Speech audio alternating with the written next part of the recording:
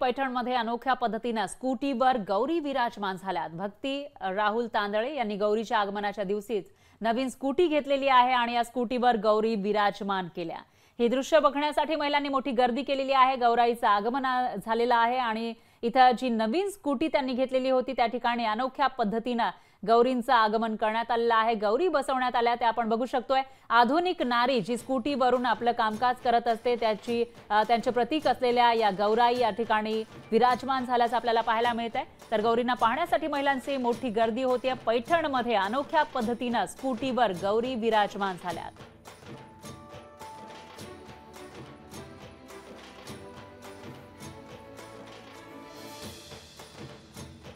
महालक्ष्मीच बसू आपण आणि त्याच दिवशी स्कूटी घेऊ आणि मग कालपासून खूप प्रयत्न केला त्या पद्धतीने बसवण्याचा।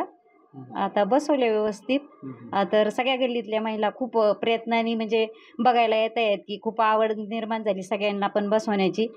सगळे म्हणतात खूप छान बसवल्या। आम्ही दरवर्षी गौरीचा नवीन थीम राबवत असतो। नवीन वेगळ्या पद्धतीने गौरी बसवण्याचा प्रयत्न करत असतो।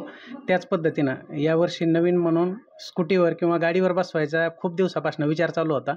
तर यावर्षी गाडीवर बसवल्या म्हणून परिसरातल्या महिला खूप साऱ्या भेट देण्यासाठी येत आहेत।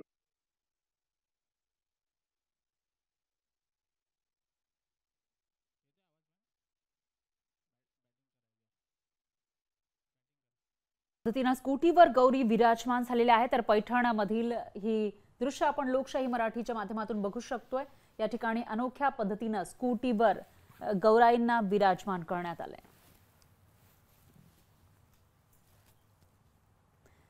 तर ही दृश्य बघण्यासाठी लोकांनी या ठिकाणी प्रचंड गर्दी केल्याचं दिसतंय। महिलांनी या ठिकाणी गर्दी केलेली आहे। गौरी आपल्या माहेरी येत असतात 3 दिवसांसाठी आणि त्यांचं जल्लोषात स्वागत केलं जातं। तर पैठणमध्ये अशा पद्धतीने अनोख्या पद्धतीने स्कूटीवर गौराईंना बसवण्यात आलेला आहे। या ठिकाणी भक्ती यांनी एक नवीन स्कूटी त्या दिवशी खरेदी केलेली होती आणि त्या स्कूटीवर त्यांनी बसवलेला आहे गौराईंना।